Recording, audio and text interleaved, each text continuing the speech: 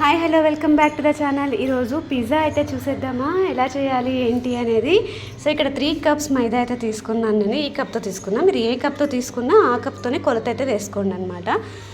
Just ఒకసారి జల్లెడ పట్టడానికి మనం ఇక్కడైతే తీసుకున్నామన్నమాట. ఇదంతా మొత్తం జల్లెడ పట్టుకోవాలి నీట్గా. సో దీనిలోకి మనం ఇప్పుడు ఆయిల్ వేసుకోవాలి.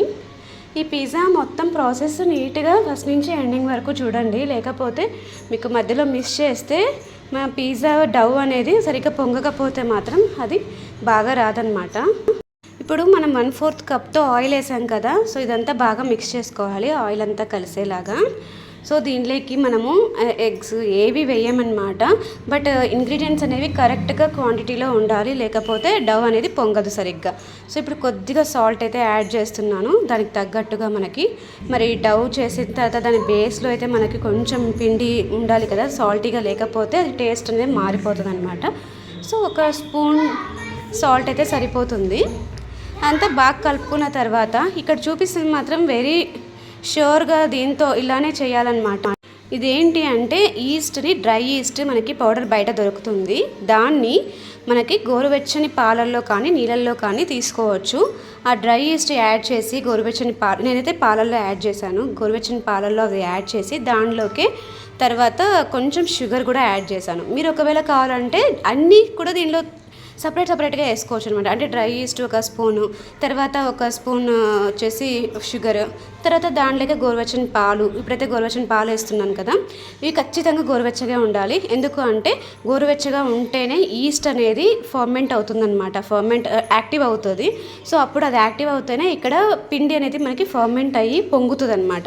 అది ఈస్ట్ కానీ సరిగ్గా వేయకపోయినా క్వాంటిటీ, ఒకవేళ మనం ల్యూక్వామ్ మిల్క్ కానీ వాటర్ కానీ తీసుకోకపోయినా కూడా అది ఫర్మెంట్ అనేది సరిగ్గా జరగదు. సో ఇది ఒకటి బాగా గుర్తుపెట్టుకోండి. ఇదైతే బాగా నీట్ చేసుకోవాలి, బాగా అంటే బాగా కలపాలన్నమాట పిండిని. ఒక 10 to 15 మినిట్స్ మనం ఎంత బాగా కలిపితే పిండి అంత సాఫ్ట్గా వస్తుంది. అలాగే బేస్ అనేది కూడా మనకి అంత బాగా వస్తుంది అనమాట. సో మనం బేస్ అనేది నేనైతే థిన్ క్రస్ట్ చేస్తున్నాను, చాలా థిన్గా ఉండేటట్టుగా చేస్తుంది అనమాట. కొంతమందికి బేస్ బాగుండాలి అనుకుంటే మనం దాన్ని స్ప్రెడ్ చేసుకునే దాన్ని బట్టి ఉంటుందన్నమాట.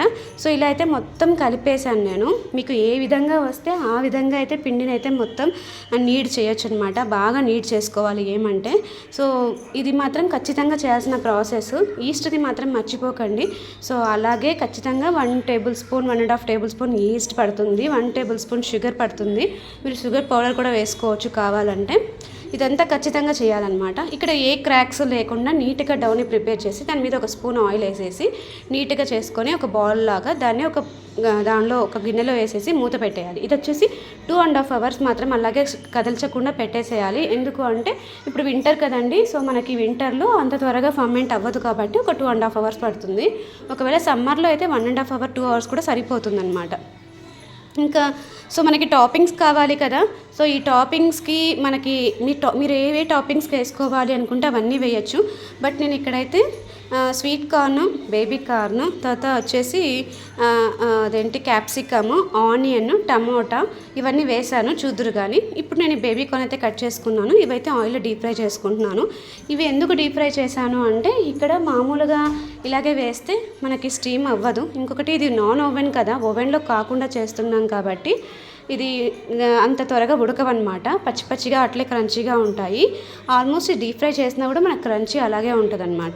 సో అవైతే అవి డీప్ ఫ్రై చేసి పెట్టుకున్నాను పక్కకి. ఇది వచ్చేసి పన్నీర్ మొత్తం క్యూబ్ పడుతుంది మనకి. ఇక్కడ నేను చేసిన డవ్కి 3 కప్స్ తీసుకున్నాను కదా, ఇక్కడ 3 కప్స్కి నాకు చిన్నగా చేస్తే ఒక 4 పిజ్జాస్ అయితే అవుతాయి అన్నమాట. అందుకనే నేను మొత్తం పన్నీర్ అయితే పడుతుంది నాకు.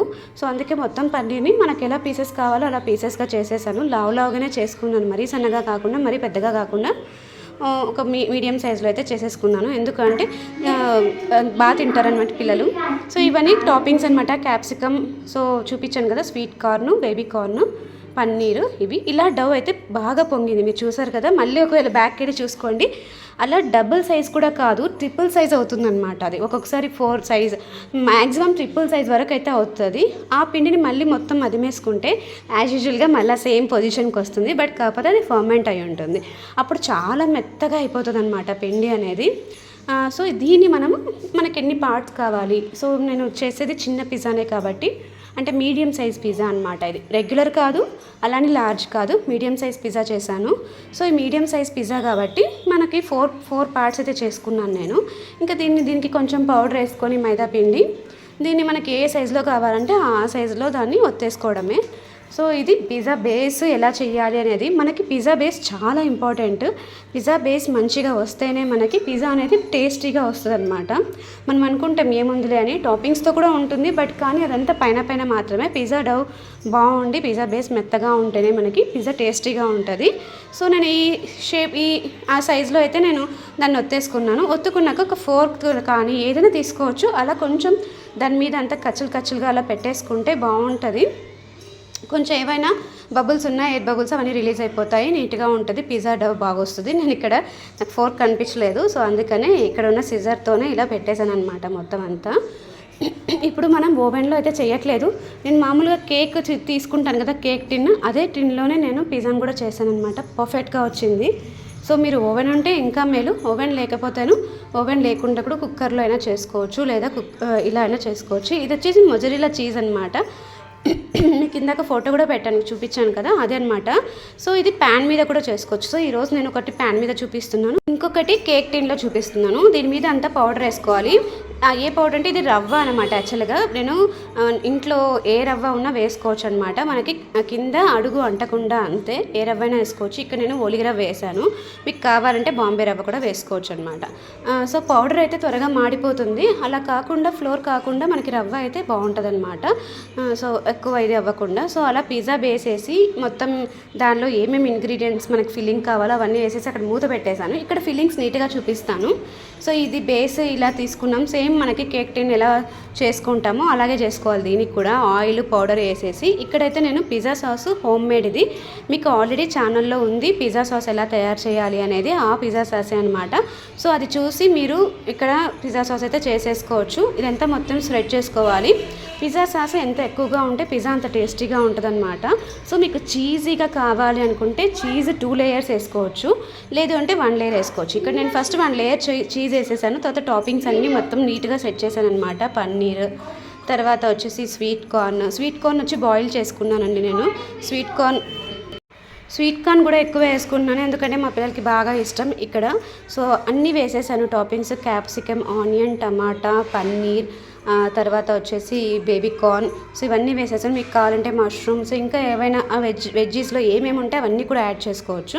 ఇవన్నీ వేసేసాను. ప్యాన్ మీద ఇంకొకటి వేసాను. సో ప్యాన్ మీద ఇలా 2 టక్ ఒక 4 అవ్వాలి కదా, సో అందుకే అయిపోతాయి అనేసి సో ఇలా లిడ్ అయితే మూత పెట్టేశాను. సేమ్ అదే 20 మినిట్స్ అయితే పడుతుందండి. సో 20 మినిట్స్ తర్వాత మనకి పిజ్జా ఎలా వచ్చేసిందో అయితే చూద్దాము. సో ఇలా మొత్తం చూడండి ఎంత నీట్గా అయితే పిజ్జా మొత్తం వచ్చేసింది. ఇది ప్లేట్లోకి అయితే తీసుకున్నాను, ఎక్కడ అతుక్కోలేదు. మీకు లాస్ట్లో చూపిస్తాను ఇది పూర్తిగా ఉడికిందా లేదా అనేది. ఇలా అయితే పిజ్జా వచ్చేసింది. సో పిజ్జా స్లైసర్ ఉంటుంది కదా, అదైతే నా దగ్గర లేదు, సో అందుకే చాక్తోనే కట్ చేస్తున్నాను 4 పీసెస్. ఇది థిన్ క్రస్ట్, ఇందుకే చెప్పాను మీకు థిన్ క్రస్ట్ అని, అందుకే నేను చాలా థిన్గా చేసుకున్నాను అనమాట బేస్ అనేది. మా వాళ్ళకి థిన్ క్రస్ట్ ఎక్కువ ఇష్టపడతారనమాట, అందుకనే. సో చూడండి ఎంత థిన్ క్రస్ట్, ఇలా ఉంటే ఎక్కువ హెవీగా తిన్నట్టు అనిపించదు, అలాగే బాగుంటుంది కూడా. సో నీట్గా అయితే బేక్ అయిపోయింది నాకు. ఇక్కడ అన్నీ కూడా నీట్గా సరిపోయాయి. సో దీని మీద పిజ్జా మిక్స్ అయితే తీసుకున్నాను. ఇది పిజ్జా మిక్స్ నేను ఇక్కడ స్ప్రెడ్ చేస్తున్నది. అది ఆరిగానో టైపే, కానీ ఇది oregano mix with some ingredients అనమాట. ఇది పిజ్జా మిక్స్. దీంతో అయితే చాలా అంటే చాలా బాగుంటుంది.